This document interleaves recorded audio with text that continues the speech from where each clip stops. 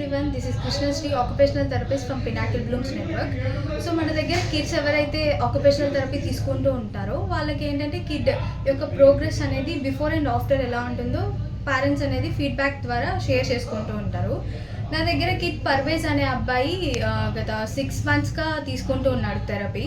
So వాడు ముందు వచ్చినప్పుడు ఏంటంటే బాగా హైపర్ ఉండేవాడు. కిడ్ టో వాకింగ్ ఎక్కువ చేసేవాడు. వెస్టిబులర్ ప్రాబ్లమ్స్ ఉండేవి, like balancing, height fear and sensory issues కూడా ఉండేవన్నమాట బాబుకి.